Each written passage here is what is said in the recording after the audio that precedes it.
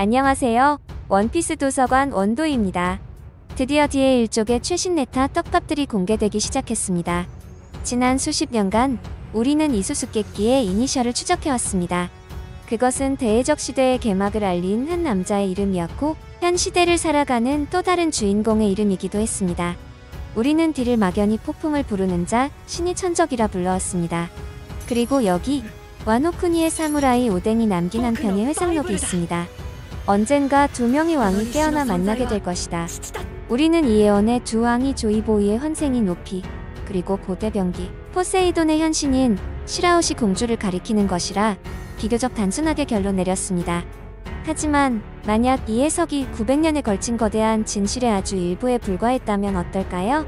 최근 저희에게 입수된 한 기록에 따르면 이 예언은 우리가 알던 것과는 전혀 다른 더욱 거대하고 근원적인 진실을 가리키고 있었습니다. 록스가 죽어가며 토해낸 충격적인 조롱은 2000편 일률적인 해석이 근본부터 틀렸을지도 모른다는 놀라운 이야기를 하고 있다는 것이죠. 한 명의 왕과 하나의 고대병기가 아닌 문자 그대로 두 명의 왕. 세상에는 여명과 미소를 상징하는 해방의 왕 조이보이만 존재했던 것이 아니었습니다. 그와 대등하고 그와 완벽한 대척점에 서는 또 다른 왕 지배와 위권을 상징하는 데비 존스가 존재했을 가능성이 매우 높아졌다는 것입니다. 만약 이것이 사실이라면 D라는 이니셜은 조이보이의 의지와 데비의 의지라는 같은 뿌리에서 자라났으나 완전히 상반된 이상을 추구하는 두 개의 거대한 유산을 동시에 품고 있다는 충격적인 이론으로 귀결됩니다. 오늘 우리는 이 900년간 봉인된 진실, 두 명의 왕과 공허의 왕좌에 얽힌 미스터리를 추적해보자는 것입니다. 이 새로운 이론의 중심에는 세계의 정점, 판게아성 깊숙한 곳, 공허의 왕좌에 앉는 유일한 인물, 임이 있습니다.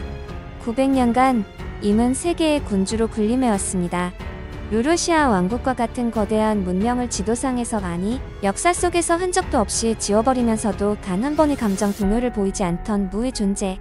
오로성조차 그 앞에서는 무릎을 꿇고 복종할 뿐이었습니다. 그런데 바로 그 임이 록스가 죽어가며 내뱉은 데비 존스의 이름 앞에서 900년의 가면을 벗어던지고 광기에 가까운 분노를 터뜨렸다는 기록에 우리는 주목해야 합니다. 여기서 핵심은 그가 두려워하는 대상 오로성이 그토록 경계하고 지으려 했던 조이보이나 니카가 아니라는 점입니다. 조이보이가 임의 체제를 위협하는 사상적 바이러스라면 데비 존스는 임의 존재 자체를 부정하는 개인적이고 근원적인 공포입니다. 이 광적인 반응은 오직 하나의 가능성을 가리킵니다. 바로 임 자신이 900년 전 데비 존스의 왕위를 빼앗은 찬탈자에 불과하다는 것입니다. 임의 분노는 모욕당한 왕의 분노가 아닙니다. 그것은 자신의 원죄를 정통으로 찔린 현행범으로 잡힌 도둑의 광기어린 반응에 가깝습니다. 록스가 데비 존스야말로 이전 세계의 왕이었다고 조롱하자 임은 그는 단 한순간도 왕이었던 적이 없다고 절규하며 운명을 탓합니다. 정통성을 가진 왕의 여유가 아니라 자신의 승리가 오직 운과 배신에 기인했음을 스스로 인정하는 찬탈자의 비명입니다. 그렇다면 이미 900년간 공허의 왕좌에 앉아 지키려 했던 것은 과연 무엇이었을까요? 세계 평화였을까요? 아니면 데비 존스라는 진정한 왕의 이름이 역사 속에서 부활하지 못하도록 막는 것, 바로 그것이었을까요? 록스의 마지막 질문은 공백의 100년의 이 두 존재가 나란히 존재했던 전설이었음을 확인시켜줍니다. 그리고 이것은 우리가 오랫동안 품어왔던 의문, DA1족이 왜 그토록 모순적인 인물들로 가득 차 있는지에 대한 완벽한 해답을 제시합니다. D의 의지는 단일한 유산이 아니었습니다. 그것은 두 개의 상반된 이념이 하나의 이니셜 아래 봉인된 이중 유산이었던 것입니다. 조이보이의 D는 해방, 자유, 웃음, 신뢰를 상징합니다. 죽음 앞에서도 미소를 지으며 지배를 거부하고 동료를 위해 목숨을 건다는 것이고, 데비 존스의 D는 지배, 권력, 질서를 상징합니다.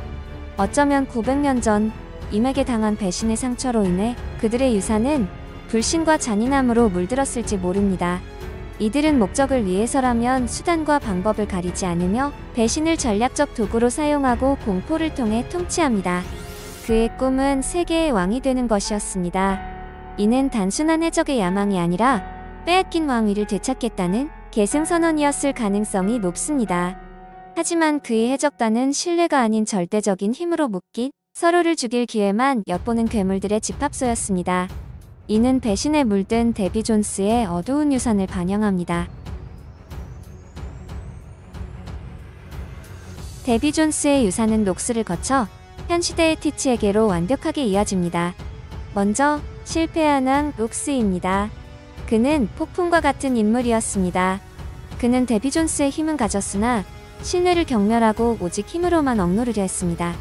그가 갓벨리에서 실패한 이유는 어쩌면 임을 쓰러뜨리기 위해 필요했던 또 다른 절반의 힘, 조이보이와의 동맹을 강요하려다 거절당했기 때문입니다.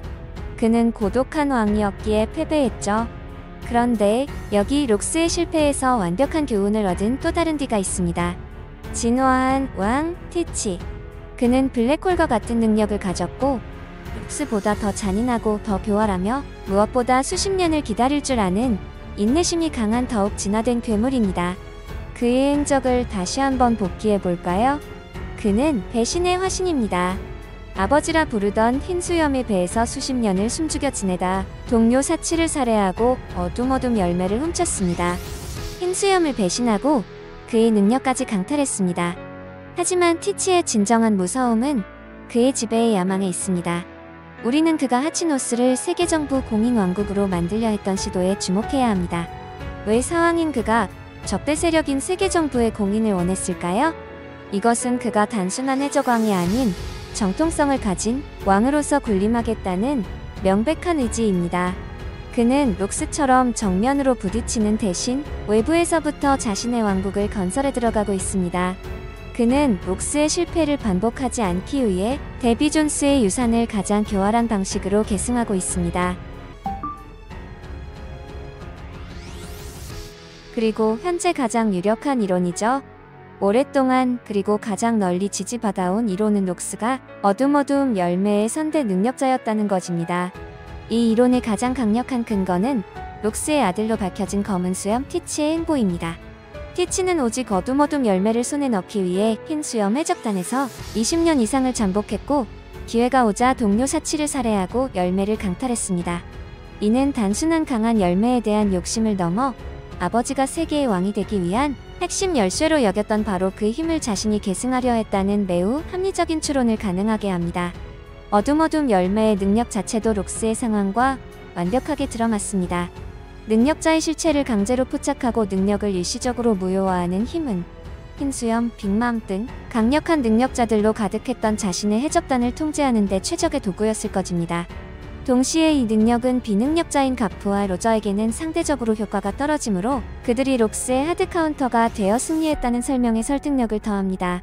어떻게 보면 가프에게는 운이 다르지 않았던 것이죠. 무능력자 최강자들에게 어둠 열매의 능력이 크게 작용하지 않으니까요. 그리고 검은 수염이 두 개의 열매를 다룰 수 있는 이유가 어둠 열매의 특성 때문이라면 선대 사용자인 록스 역시 복수 능력자였을 가능성이 생깁니다. 혹은 이것이 세턴성이 언급한 티치의 특별한 혈통 때문이라면 록스 가문 자체가 복수의 악마를 받아들일 수 있는 이형의 신체를 가진 것일 수 있습니다. 하지만 이 가설 역시 명백한 모순점을 안고 있습니다. 이 모든 것들은 우리가 상상했던 원피스의 최종장을 단순한 1대1 구도가 아닌 장대한 3파전으로 흘러가고 있습니다. 이제는 윤곽이 확실해졌다는 것이죠. 이미 900년간 가장 두려워했던 시나리오는 조이보이와 데비 존스가 동시에 깨어나는 악몽이 마침내 루피와 티치의 존재로 현실이 되었기 때문입니다.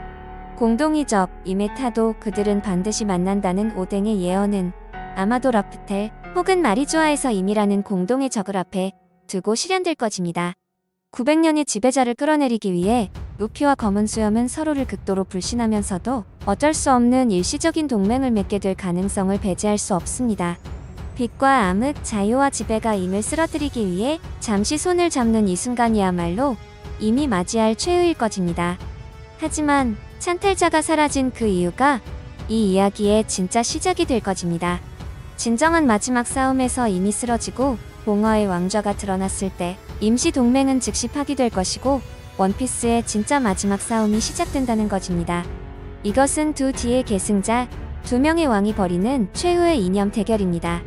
루피는 공허의 왕좌 자체를 파괴하고 왕이 없는 절대적 자유의 세계, 모두가 평등하게 웃을 수 있는 여명을 가져오려는 포지션이 될 것이고, 검은 수염 티치는 공허의 왕좌를 차지하고 고대 왕조의 유산을 이어받아 자신이 진정한 왕으로서 군림하는 절대적 질서의 세계, 새로운 어둠을 가져오려는 자가 될 것입니다.